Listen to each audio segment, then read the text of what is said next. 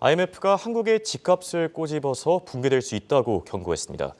지방 부동산 거래가 시종된 지 오래된 가운데 최근에는 강남 집값마저 하락하면서 대폭락의 전조 증상이 아닌가라는 우려도 확산되고 있는데요. 부동산 침체 비단 우리나라뿐만 아니라 전 세계적으로 동시다발적으로 일어나고 있습니다. 오늘은 이 문제에 대해 알아보겠습니다. 도움 말씀에 한국경제신문의 한상춘 논설위원 나와 있습니다. 안녕하십니까? 네, 안녕하십니까? 네, 어제 이 시간이었습니다. 12월 FOMC 결과 발표 이후에 왜 주가가 곤두박질했냐 이 문제를 진단해 주셨는데 오늘 미국 증시는 그 연장선으로 봐도 되겠습니다. 네, 연장선으로 봐야죠. 예. 우리가 어제 같은 경우에는 사실 마감 지수 가지고 회의 결과만 가지고는 안 된다. 예.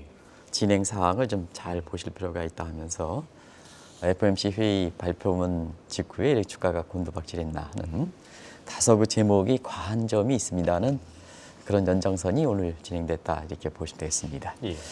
그래서 어제 다들 아시겠습니다. 0.5%로 해서 0.75%보다 낮아지긴 했지만 어조 자체는 상당히 강한 매파적이기 때문에 시청자분들 헷갈리시겠죠. 예.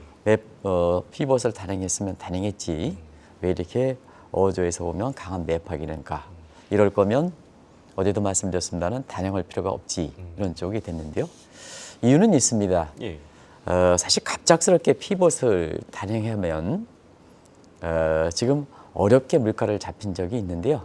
다시 이게 물가가 이렇게 올라갈 가능성이 있거든요. 예. 그렇기 때문에 과도기에서 시간을 갖고 한편으로서는 금리 인상폭을 줄여나가면서 다른 한편에서는 기대 심리를 꺾는 시장과의 그 소통을 통해서 기대 심리를 꺾는 이런 과정이 필요하겠다 하는 것을 말씀드리겠습니다.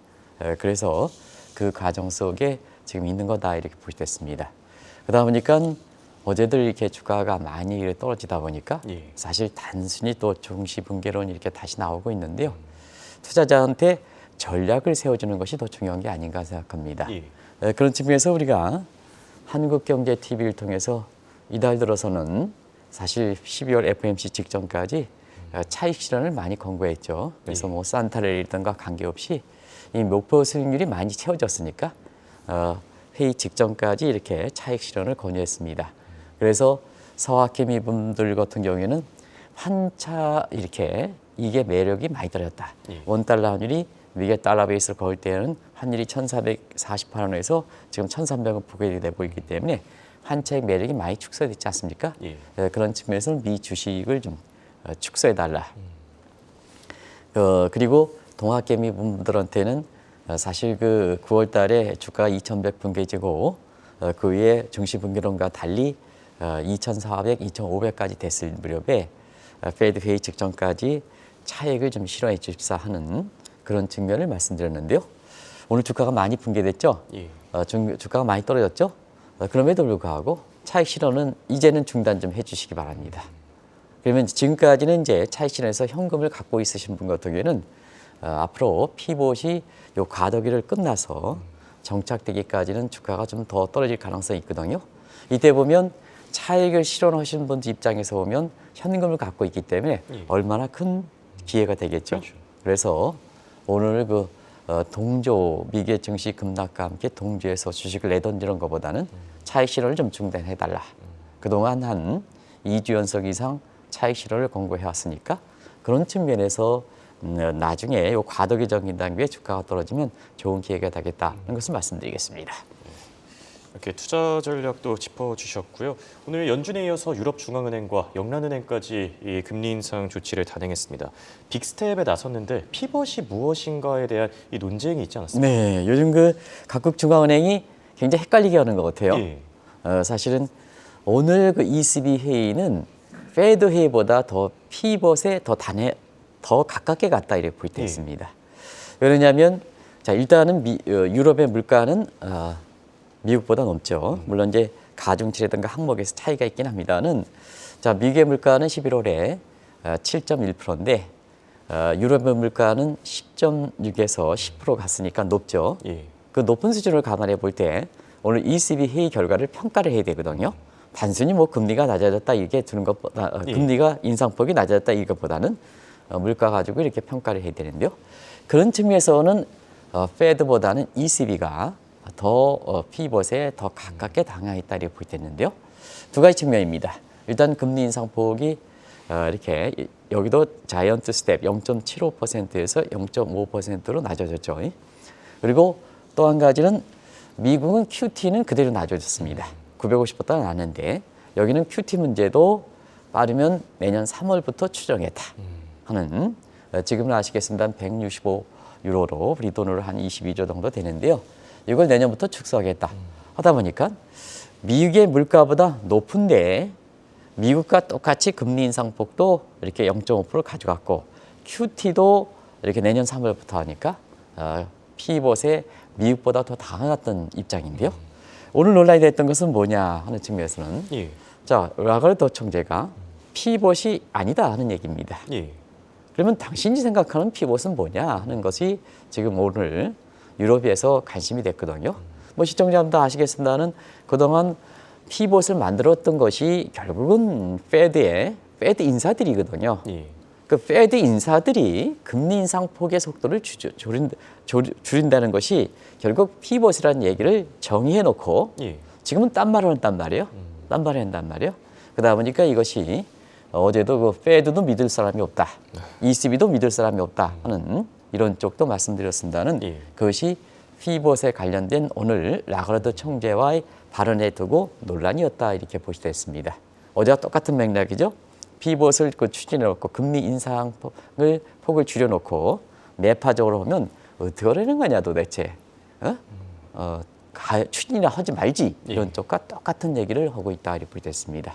그래서 이게 과도기적인 상황에서 나오는 혼란이다 이렇게 보이됐습니다.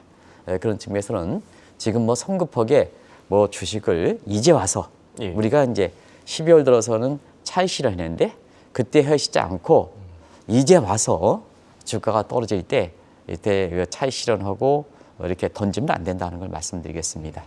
중앙은행도 헷갈린다. 페드도 헷갈린다. ECB도 헷갈린다. 당신의 맛에 헷갈린다. 그러면 내 자산을 그 헷갈리는데 이렇게 맡기는 것은 잘못된 거죠. 그래서 좀 지켜보실 필요가 있다는 걸 말씀드리겠습니다. 영란은행도 오늘 페드와 그 다음에 ECB와 동일한 각도로 0.5%로 떨어졌죠. 예. 그런 측면에서 보면 지금은 영란은행과 ECB도 굉장히 훌륭한 중앙은행입니다는 갈피를 못 잡고 있는 것 같습니다. 그렇죠. 그래서 페드의 금리 인상폭 줄이는 것을 고스란히 따라가고 있습니다. 근데 소비자 물가는 다 다른데요. 예. 근데 고스란히 따르고 있습니다. 이게 중앙은행 모습이다. 근데 내 재산을 거기에 던진다는 것은 잘못된 거다 하는 걸 이럴 때일수록 지켜보실 필요가 있다 이렇게 보겠습니다. 우리가 보면 아까 이렇게 이제 이런 방송을 할 때 있잖아요. 예. 아까 이렇게 보면 앞서 이렇게 전해주신 서상영 본부장이라든가 이런 거 보면 듣기에 따라서는 굉장히 주가가 이렇게 떨어질 때 뭐 소매 판매 전 품목이 떨어졌습니다. 뭐 이렇게 하면 어려울 때 어렵게 들릴 가능성이 있습니다. 뭐 그렇게 하시지 않겠습니다는 예. 우리가 분위기상 보면 더 어렵게 할 수가 있습니다. 그러면 내 자산을 던져버린다. 과도기적 상태다. 페드도 신뢰를 주지 못한다. ECB도 신뢰를 주지 못한다. 이럴 때는 좀 지켜보실 필요가 있다는 것을 말씀드리겠습니다. 네, 당분간 신중한 태도를 좀 유지해야 되지 않나라는 생각이 들고요. 자, 본격적으로 주제로 한번 넘어가 보겠습니다. IMF 굉장히 이례적으로 한국을 꼭 집어가지고 이 네. 집값 붕괴 사태에 대해 경고하고 나섰는데 이거 어떻게 해석해봐야 되겠습니까? 네. 1997년 외환위기 당시서부터 IMF에 대해서 가장 이렇게 빈도수가 높게 방송에서 해오고 직접적으로 접촉 있는 입장에서 한국의 집값 문제에 대해서 꼬집어서 예. 앞으로 집값이 많이 떨어진다. 붕괴라는 이런 표현을 써서 이렇게 되는데요. 그만큼 거품이 많이 껴있다는 얘기입니다. 이렇게 문재인 정부 입장에서는 사실 강남의 집값을 잡겠다, 수도권의 집값을 잡겠다 하는데요. 우리가 보면 문재인 정부의 첫 그렇게 국토부 장관이 누군지 아십니까? 홍영표? 김현미인데요. 김현미 장관이라는 표현은 저는 안 쓰겠습니다. 책임을 다하지 못했기 때문에 그때 딱 이렇게 문재인 정부 출범하고 나서 첫 장관으로 임명된 사람이 김현미인데요. 그분이 이론적으로도 경험이 없고 정책적으로 경험이 없고 이런 상태에서 개인적으로는 그때 많이 이렇게 많은 시청자한테 항의를 받았습니다. 선무당이다. 근데 선무당이 제대로 하겠느냐. 근데 결과적으로 보면 문재인 정부에 부담을 될 정도로 굉장히 집값이 급등했거든요. 이것이 문재인 정부 부담이 되면서 결과적으로 보면 새 정부고 윤석열 정부에 태어났던 큰 배경 중에 하나거든요. 객관적 사실이기 때문에 얘기하겠습니다. 예. IMF조차도 지금의 집값이 1919년, 2019년 4분기 이때 문재인 정부가 가장 피날레를 잃었을 때죠. 예. 4분기 대비해서 18% 이상 급등한 상태다. 이렇게 이제 평가를 하고 있습니다. 그럼 뭐냐? 수도권은 가장 수요가 많은 지역인데요. 예. 여기를 잡겠다 하면 공급을 늘려야 되는데 공급은 줄여버렸죠. 그러면 뭐냐? 수요와 공급이 초과 수요 상태가 누적된 상태죠. 그러면 당연히 주택시장에 참여하는 입장에서 보면 expectation, 기대 심리를 높일 수밖에 없죠. 기대 심리를 높이다 보니까 마치 강남이라든가 수도권에 집을 안 사는 사람들이 바보처럼 취급당하다 보니까 자기의 주택 구입 능력이 없는데도 불구하고 다 그런 건 아닙니다는 20대, 30대 소상공인이 무리하게 영끌비끌 해가지고 결과적으로 뒤늦게 작년도 집을 샀던 것이 예. 저렇게 거품을 많이 발생시켰다는 얘기입니다. 그런 차원에서 한개 집값은 영끌과 빗끌이 이렇게 포머족 이렇게 해서 편승해서 했기 때문에 가계부채가 많이 늘어났다는 얘기죠. 그래서 다른 국가들도 영국이라든가 뉴질이라든가 호주라든가 이런 국가는 경제 집값의 거품 상태는 우리보다 더 높겠습니다는 사실은 우리는 가계부채가 뒷받침된 거품이라는 얘기입니다. 그러다 보니까 뭐냐? 지금 금리가 인상하죠? 예. 금리가 인상하니까 직격탄을 맞을 수밖에 없죠. 직격탄을 맞아서 한국의 집값의 붕괴를 경고한 거다 이렇게 됐습니다. 근데 직격탄을 맞는데 있는 사람이야 뭐 부담이 되겠습니다는 예. 자 마지막에 영끌 빗끌했던 이러한 그 젊은 세대들 소상공인들 그네들의 책임만은 아니거든요. 그만큼 기대 심리를 만들었던 정책 당국의 책임도 상당히 컸던 거거든요.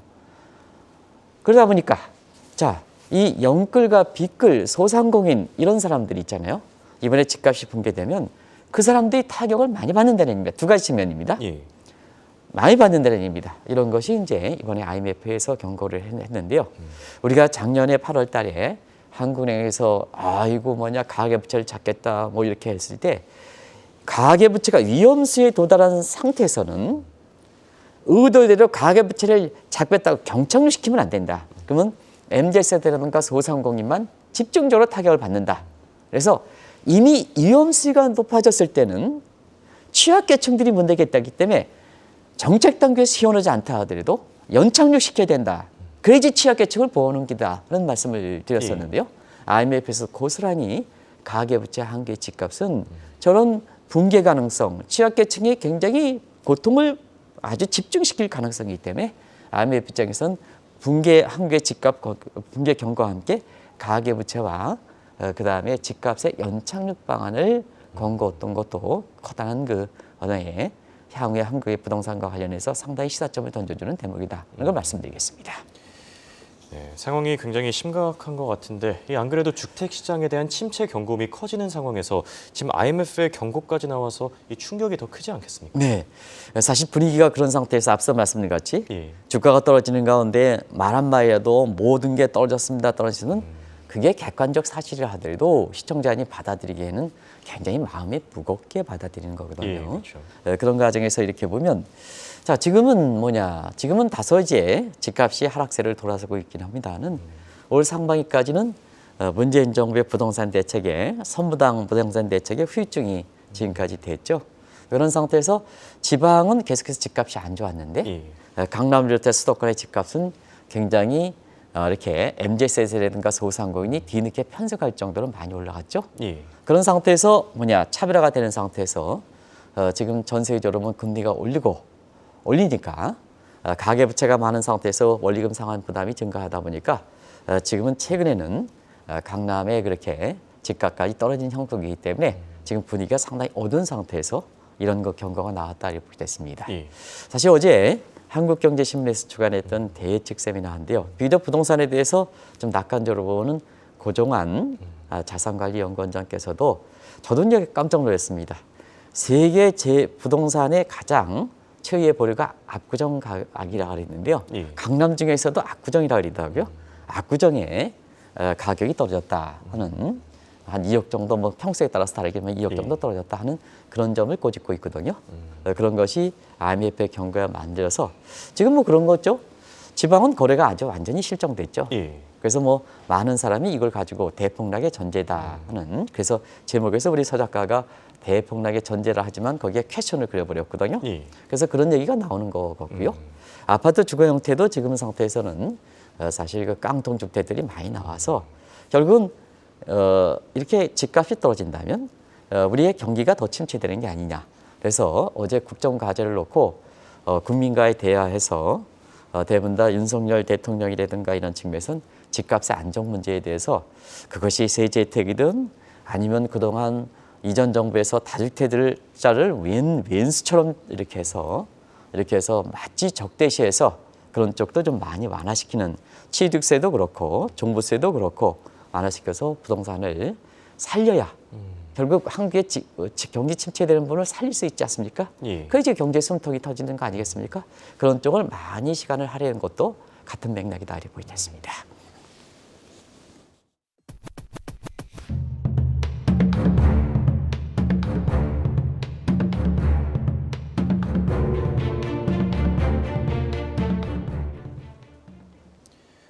사실 집값 하락세는 비단 우리나라뿐만의 문제는 아닙니다. 지금 미국에서도 이 집값 붕괴론이 나오고 있다고 하죠. 네, 그렇습니다.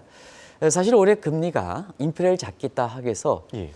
금리를 올린 것이 세계 동시적으로 커플링 현상이 아니겠습니까? 그렇죠.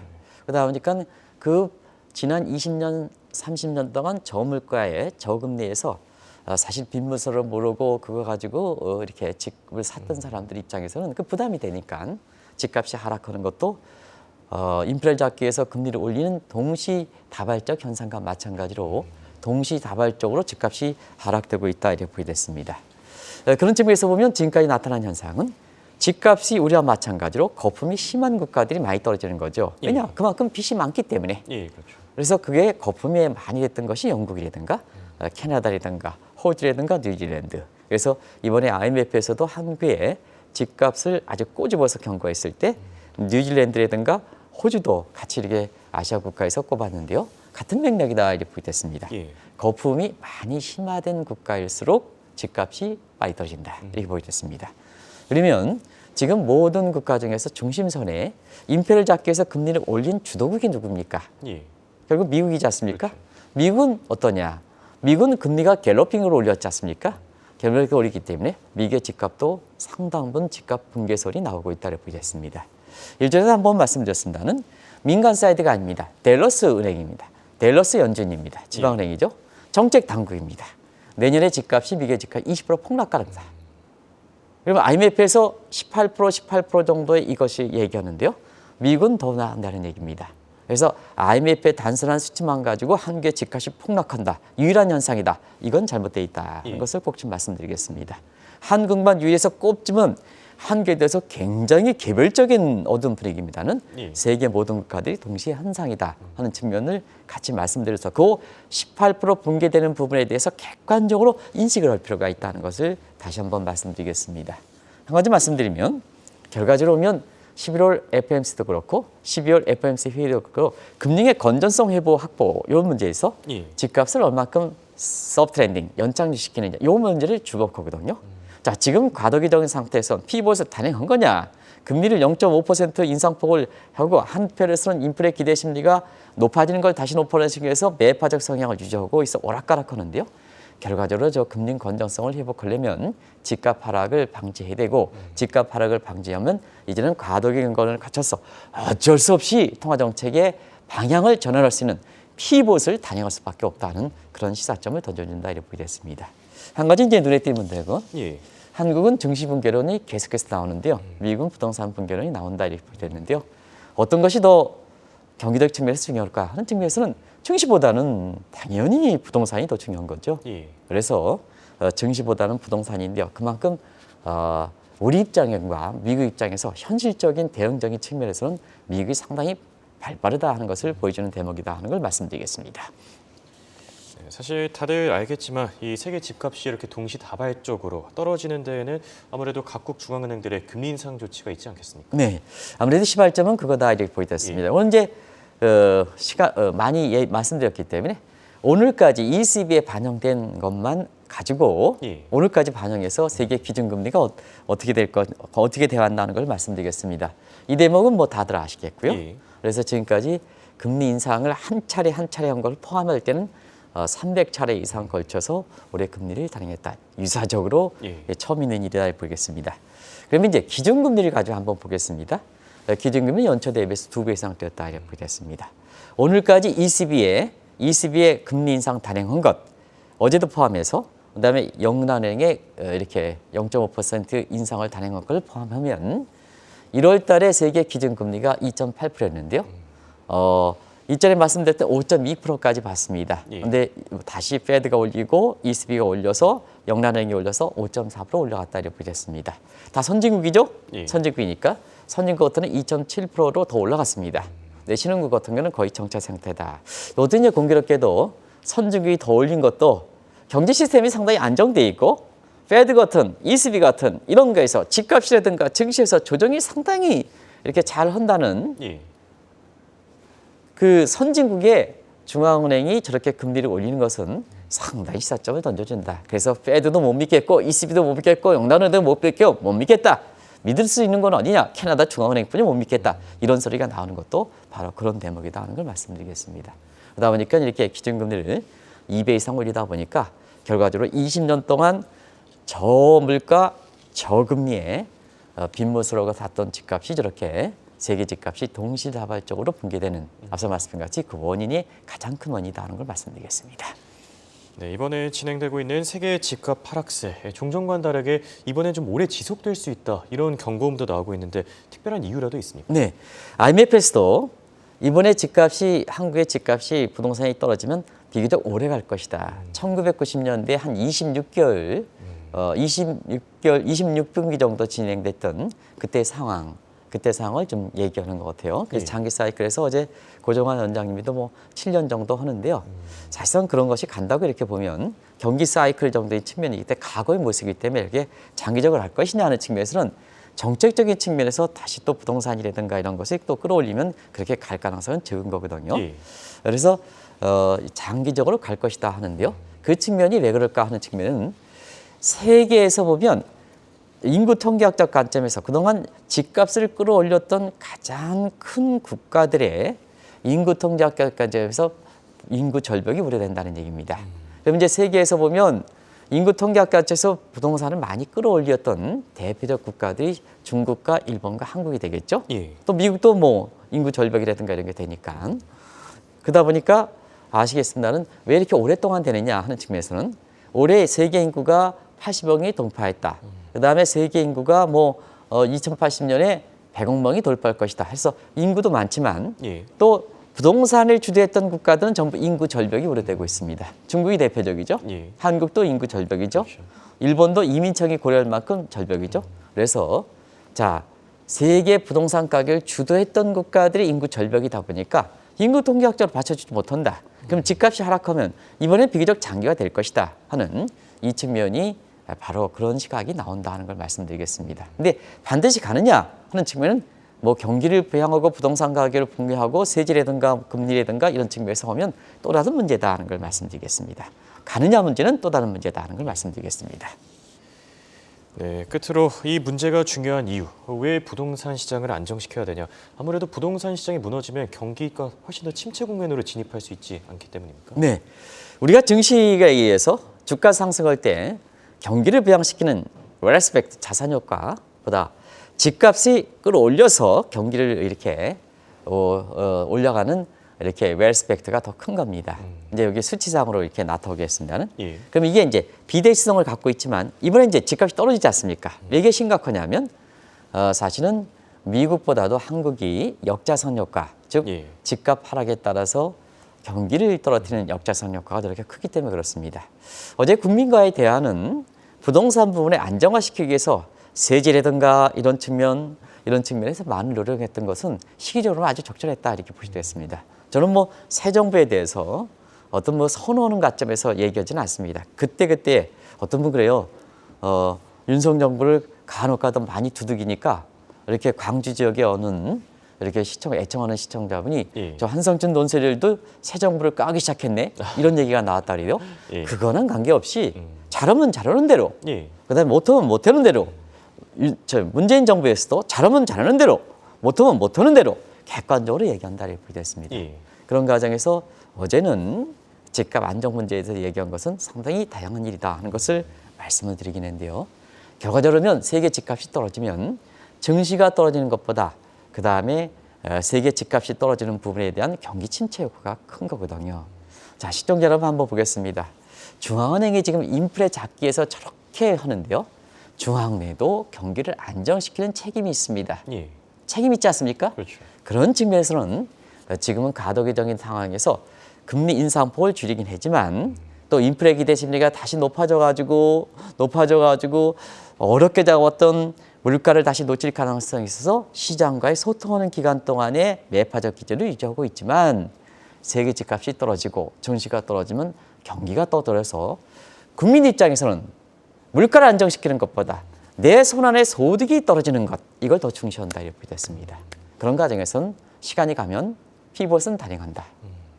피벗은 단행한다는 말씀을 드리고 두 번째는 내년도에 경기가 그렇게 어려울 것이다 하는 측면에서는 예. 중국이 미국이 설령 선진국들이 지금 사실 그 금리 인상 과정에서 경기가 떨어진다 하더라도 중국의 금리 완화 지금 내년에 성장기로 돌아선 거 아니겠습니까? 예. 인도도 받쳐주고 다른 국가에서 내년엔 중심축이 선진국에서 아시아 국가로 그래서 세계 경기는 굴러간다 이렇게 보시면 되겠습니다. 지금은 전부 경기를 해서고 증시를 할 때는 전부 미국의 피벗에 맞춰서 미국에 맞춰서 하다 보니까 세계 경기가 중심축이 재편하는 것을 너무 왜곡시켜서 이렇게 되는데요. 경기가 떨어지면 최고 통수권자는 날아간다. 그러면 어떻게 하겠느냐? 결국은 지켜보지는 않는다 하는 걸 말씀드리겠습니다. 이렇게 오늘은 한국의 부동산 시장 상황을 점검해봤습니다. 지금까지 도움 말씀에 한국경제신문의 한상춘 논설위원이었습니다. 대단히 고맙습니다. 네, 맞습니다.